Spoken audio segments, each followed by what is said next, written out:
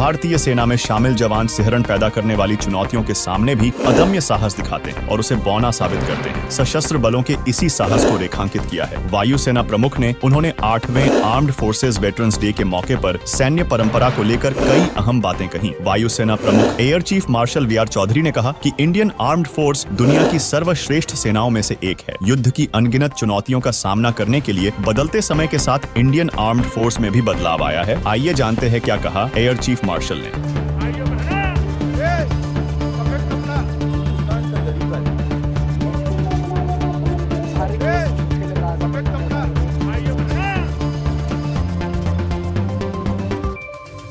भारत की उज्जवल सैन्य परंपरा का जिक्र करते हुए वायुसेना प्रमुख air chief marshal V R Chaudhary ने देश के सशस्त्र बलों को दुनिया में सबसे शानदार में एक करार दिया। दिल्ली कैंट में सैम मानेकशॉ सेंटर पर आयोजित समारोह में वायुसेना प्रमुख ने कहा कि बदलते समय के साथ भारतीय सशस्त्र बल युद्ध के अलग अलग आयामों से जुड़ी चुनौतियों का बेहतर ढंग से मुकाबला करने में सक्षम बने हैं। उन्होंने 8वें सशस्त्र बल पूर्व सैनिक दिवस पर रविवार को कहा कि सेना के इतिहास में निरंतर सुधार के प्रयास किए गए हैं। दिग्गजों ने अपना सब कुछ कुर्बान करने की भावना के साथ देश की सेवा की है। वायुसेना प्रमुख के मुताबिक देश के पूर्व सैनिकों की कभी हार न मानने की साहसिक भावना, नेतृत्व और दूरदर्शिता जैसे गुण आज के सशस्त्र बलों की नींव है। इस कार्यक्रम में navy chief admiral R Harikumar के साथ साथ तीनों सेनाओं के वरिष्ठ अधिकारी और रिटायर्ड सैनिक अपने परिवार के सदस्यों के साथ शामिल हुए। भारतीय वायुसेना की स्थापना 8 अक्टूबर 1932 में ब्रिटिश शासन काल में की गई थी। तब इसे रॉयल इंडियन एयर फोर्स कहा जाता था। आजादी के बाद रॉयल शब्द को हटा दिया गया और इंडियन एयर फोर्स नाम इस्तेमाल किया जाने लगा। प्रोफेशनल स्टैंडर्ड के साथ इंडियन एयर फोर्स को दुनिया की बेहतर एयर फोर्स के तौर पर जाना जाता है। वायुसेना प्रमुख ने अपने संबोधन में कहा, हम सभी सहमत होंगे कि भारतीय सशस्त्र बल दुनिया में सर्वश्रेष्ठ में से एक हैं। उन्होंने कहा कि बदलते समय के साथ युद्ध की सभी चुनौतियों का सामना करने के लिए सुरक्षा बलों ने व्यापक बदलावों को स्वीकार किया है। उन्होंने कहा कि वे पूर्व सैनिकों के उत्कृष्ट योगदान को कृतज्ञता पूर्वक स्वीकार करते हैं। उन्होंने कहा 31 दिसंबर 2023 तक के आंकड़ों के मुताबिक वायुसेना से 2,21,204 सैनिक रिटायर हो चुके हैं। इस मायने में IAF सबसे युवा यानी केवल 91 वर्ष की है। विशेष रूप से भारतीय वायुसेना का जिक्र करते हुए air marshal V R Chaudhary ने कहा, लगभग 90 साल पीछे मुड़कर देखने पर लगता है कि शुरुआत बेहद मामूली रही। हालांकि बीते 9 दशकों में लंबा समय तय करने में भी सफलता मिली है। वर्तमान में भारतीय वायुसेना का मुकाम ऐसा है जिसे देखकर बिना किसी हिचकिचाहट के इसे दुनिया की सबसे दुर्जय वायुसेना में से एक स्वीकार किया जा सकता है। वायुसेना प्रमुख के मुताबिक 14 जनवरी के दिन देश के लिए अपने प्राण न्यौछावर करने वाले सपूतों को श्रद्धांजलि देने का मौका है। उन्होंने कहा, वायुसेना की संवेदनाएं और प्रार्थनाएं उन लोगों के परिवारों के साथ हैं जिन्होंने कर्तव्य के दौरान सर्वोच्च बलिदान दिए। उन्होंने कहा कि वेटरन्स से संपर्क साधने में काफी मशक्कत करनी पड़ी है। इसके बावजूद कुछ शुरुआती मुद्दे हैं जिनका जल्द समाधान जरूरी है। वायुसेना प्रमुख ने कहा, हम इन मुद्दों को सेवा प्रदाताओं और रक्षा लेखा महानियंत्रक के समक्ष लगातार उठा रहे हैं। आइए अब ये भी जान लीजिए कि एंटोनोव N-32 का मलबा मिलने पर क्या बोले एयर चीफ मार्शल। शुक्रवार 12 जनवरी को रक्षा मंत्रालय ने कहा था कि 22 जुलाई 2016 को गायब हुए एयरफोर्स के एंटोनोव N-32 विमान का मलबा बंगाल की खाड़ी में मिला है। मंत्रालय ने बताया था कि बीते दिनों समुद्र प्रौद्योगिकी संस्थान ने रिमोट कंट्रोल से चलने वाले अंडर वाटर व्हीकल को बंगाल की खाड़ी में जांच के लिए उतारा था। एंटोनोव N-32 विमान का मलबा मिलने पर एयर चीफ मार्शल ने कहा कि दुर्भाग्य से इसका पता लगाने में हमें इतना समय लग गया, लेकिन हमें समुद्र में खोज करने की तकनीक मिल गई है। अब हम समुद्र तल में ऐसी चीजों का पता लगाएंगे। एयर चीफ मार्शल ने इसके लिए पृथ्वी विज्ञान मंत्रालय का आभार व्यक्त किया है। भारत की इस अदम्य साहस वाली एयरफोर्स के बारे में आपके क्या विचार है, हमें कमेंट में बताएं और वार्ता 24 न्यूज चैनल को सब्सक्राइब करें।